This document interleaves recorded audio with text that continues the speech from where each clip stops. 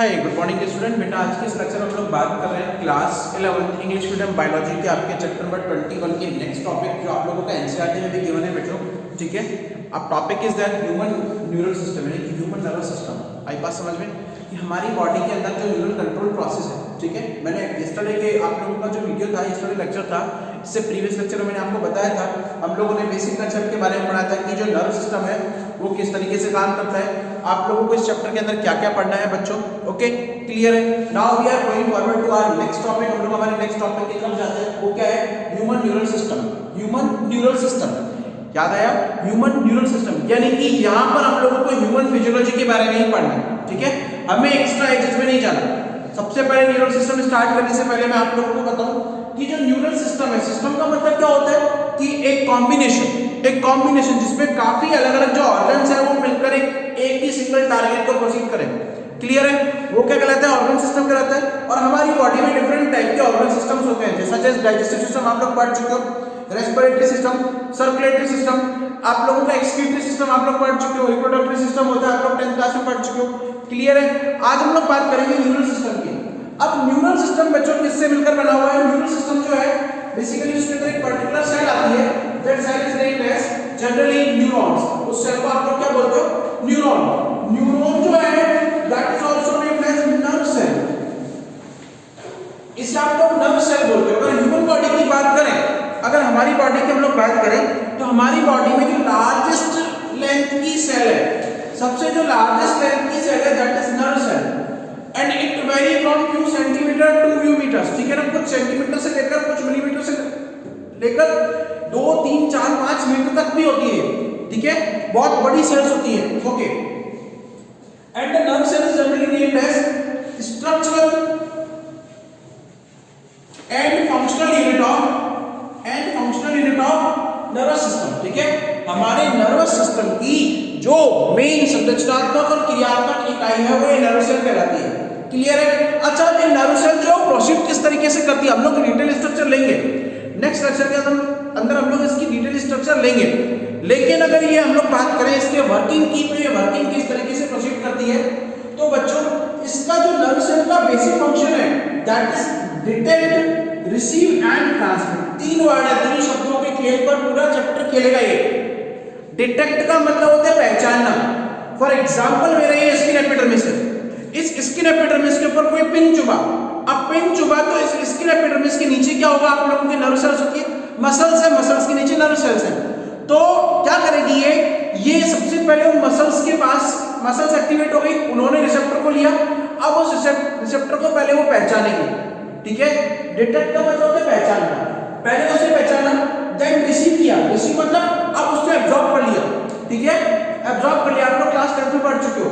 Absorb करने के बाद उसको ट्रांसमिट कर दिया टू ब्रेन, ब्रेन के पास ट्रांसमिट कर दिया, यानी ये खुद के पास कुछ नहीं रखती, हेडेक कुछ नहीं रखेगी ये, इसलिए लिया, पहचाना, पहचानने के बाद ब्रेन को दिया, बोले ये प्रॉब्लम तुम संभालो, ये प्रॉब्लम तुम संभालो। क्लियर है? तो ये क्या काम करती है? डिटेक्ट करती है, रिसीव करती है, ट्रांसमिट करती है। और इस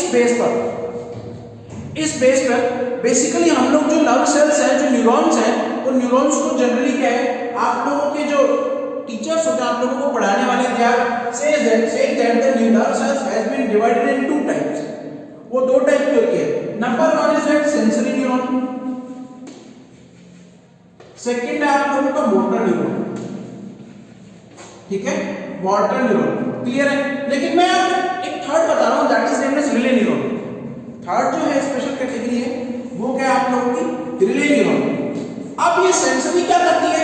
सेंसरी जो है वो क्या करेगी? जो रिएक्शन साइट है जहां पर आप लोगों की स्टिमुलाई आए, इस रिएक्शन साइट से जो आप लोगों के स्टिमुलाई है उनको एब्जॉर्ब करेगी, प्राइमरी रिसीव करने का काम नहीं करती। ठीक है, अब ये सेंसरी आगे गई और इसने अपनी जो स्टिमुलाई है वो रिले के पास में ट्रांसफर कर दिया। रिले से कहां देगा? रिले जो है बेसिकली वो ब्रेन और स्पाइनल कॉर्ड तक ले जाएगा, यानी कि आप लोगों के बॉस जो है, बॉस है जो, ठीक है, बी फॉर ब्रेन और एस फॉर बॉस में बी और एस क्या आते हैं, वो बीच में आता है। ठीक है, ब्रेन जो है वो क्या है आप लोगों का सेंट्रल नर्वस सिस्टम। तो ये क्या करेगी? सीएनएस का पार्ट है, यहां से इसने एक्सेप्ट किया, रिले को दिया, रिले ने क्या किया? ब्रेन और स्पाइनल कॉर्ड के पास में ले जाकर छोड़ दिया, यानी कि सीएनएस के पास में ले जाकर छोड़ दिया। अब सीएनएस जो स्टिमुलाई आएगा उसके ऊपर प्रोसीड करेगा। ठीक है, अब ये सीएनएस जो है बेसिकली वो ब्रेन और स्पाइनल कॉर्ड तक ले जाएगा, यानी कि सीएनएस के पास में ले जाकर छोड़ दिया। अब सीएनएस जो स्टिमुलाई आएगा उसके ऊपर प्रोसीड करेगा। अब सीएनएस जो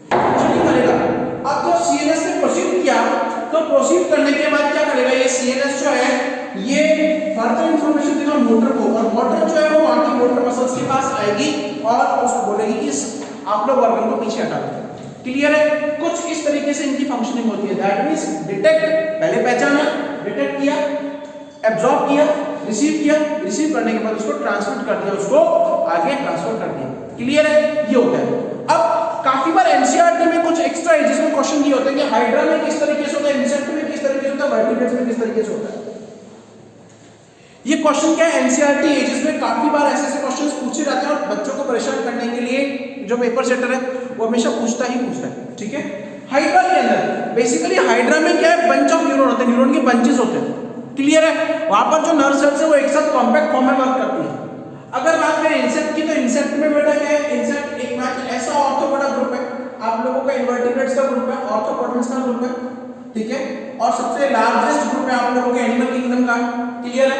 तो एनिमल किंगडम के अंदर आप लोगों का जो इंसेक्ट है, इंसेक्ट में बेटा ब्रेन होता है और ब्रेन के ऊपर कुछ सेंस ऑर्गन होते हैं that is known as ganglions. उनके ऊपर गैंग्लियंस, कुछ एंटीना टाइप ऑर्गन्स होते हैं इंसेक्ट के ऊपर। ठीक है? वो एंटीना क्या करते हैं, एनवायरनमेंट के स्टिमुलाई को कनेक्ट करते हैं, कनेक्ट करने के बाद ब्रेन को देते हैं information directly, and that antenna are known as ganglions. That antennas are known as ganglions. और अगर नहीं पता हो तो कोई मक्खी और मच्छर देख के देखो, उसके ऊपर गैंग्लियंस मिलेंगे ही मिलेंगे। और वर्टिब्रेट्स की बात करें जिसमें आप लोग आते हैं, ह्यूमंस आते हैं, तो हमारी बॉडी में तो ब्रेन और स्पाइनल कॉर्ड होते हैं जो नर्व सेल्स के साथ में कनेक्टेड रहते हैं। ठीक है? These are the extra topic from the NCERT. NCERT से एक्स्ट्रा टॉपिक थे। आज का जो मेन टॉपिक है that is human neural system. Human neural system यानी हमारी बॉडी में जो नर्वस सिस्टम है, आप लोगों की बॉडी में जो न्यूरल सिस्टम है वो क्या है और इसे सिस्टम का नाम क्यों दिया गया। मैंने बोला था कि जो न्यूरल सिस्टम है that is generally made up of nerve cell और न्यूरॉन्स। ठीक है? और it is said to be as structural and functional unit of the nervous system. ये आप लोगों के नर्वस सिस्टम की कौन सी यूनिट कही जाती है, स्ट्रक्चरल और फंक्शनल यूनिट कही जाती है। क्लियर है?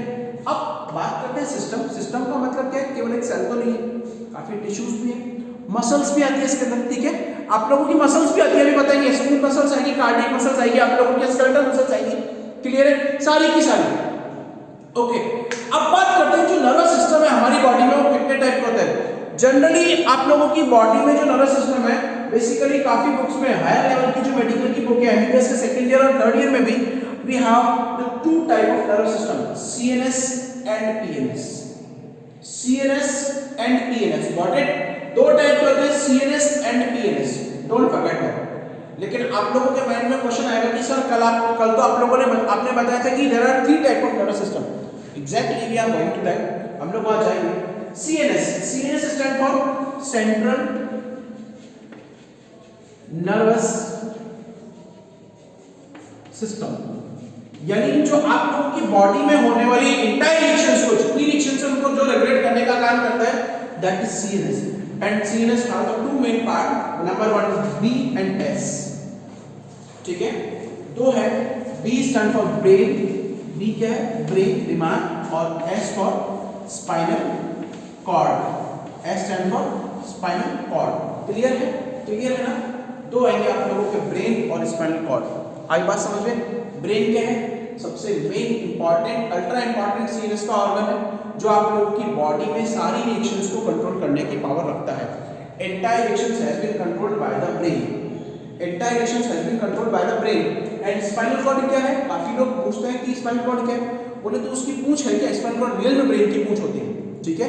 आप लोगों का ब्रेन जो है उससे एक पतला फाइबर निकलता है, ठीक है, हिंड ब्रेन से, that is said to be as spinal cord. और स्पाइनल कॉर्ड क्या है, एक्सेसरी ऑर्गन है, एक एसोसिएटेड ऑर्गन है that is associated with the brain, जो आप लोगों की बॉडी में रिफ्लेक्स आर्क और रिफ्लेक्स एक्शंस को कंट्रोल करके रखने का काम करता है। ठीक है? Second one is PNS. PNS stand for peripheral nervous system. PNS जो है it is stand for peripheral nervous system.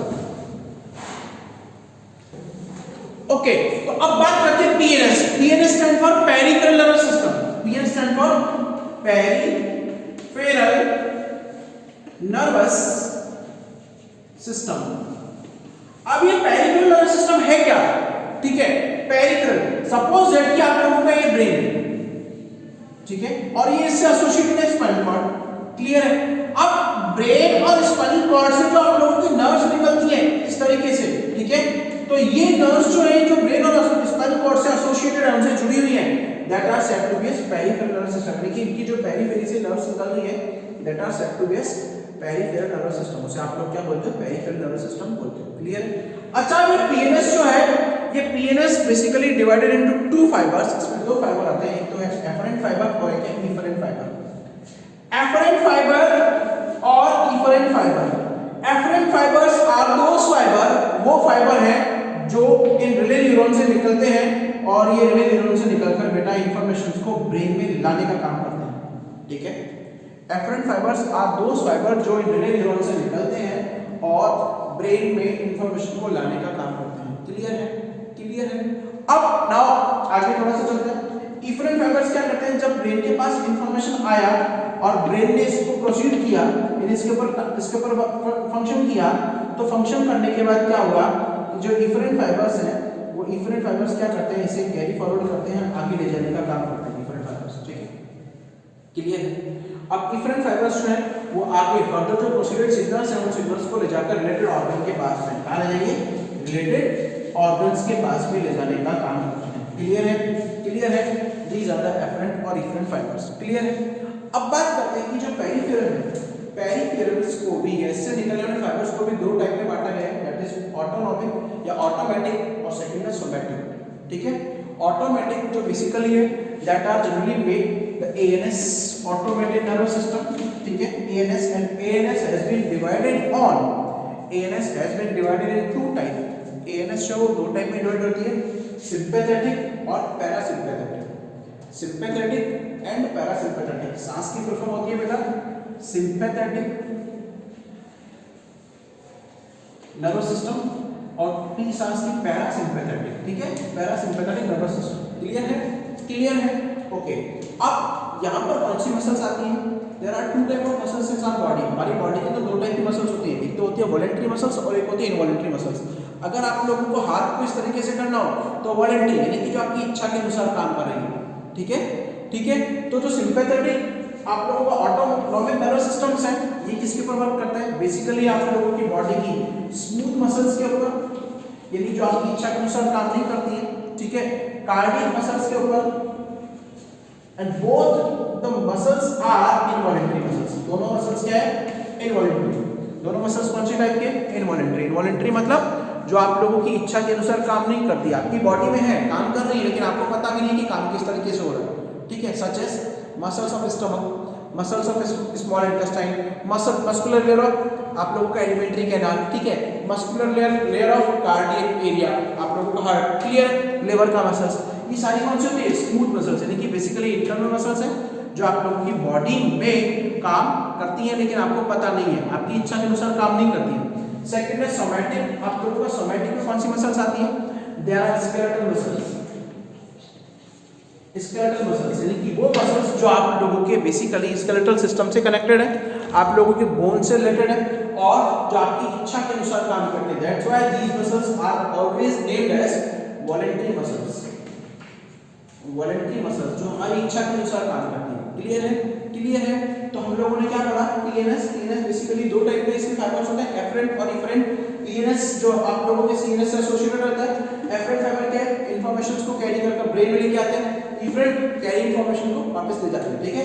PNS को दो टाइप में बांटा गया, ऑटोनॉमिक। ऑटोनॉमिक को फर्दर दो टाइप में, पैरासिम्पैथेटिक एंड सिंपैथेटिक। पैरासिम्पैथेटिक और सिंपैथेटिक जो है बेसिकली इसके कॉन्ट्रास्ट में और क्वेश्चन आता है कि जो ऑटोनॉमिक नर्वस सिस्टम है that is generally named as regulatory nervous system. इसे रेगुलेटरी नर्वस सिस्टम भी बोला जाता है बेटा, नीट में आया क्वेश्चन है। ठीक है? रेगुलेटरी मतलब अगर कोई भी, जैसे सपोज सिंपैथेटिक है वो हार्ट बीट को बढ़ा रहा है तो पैरासिम्पैथेटिक क्या उसको कंट्रोल करने की कोशिश करेंगे। क्लियर है? दोनों एक दूसरे के अपोजिट काम करते हैं। आई बात समझ में? क्लियर है? सोमैटिक जो है, सोमैटिक मतलब वो नर्व सेल्स, वो मसल्स जो आप लोगों की बॉडी के अंदर क्या काम करती है। These muscles are generally doing their task in contrast to their voluntary muscles. ठीक है? ठीक है? So it is completed with the human neural system. Okay? Thank you.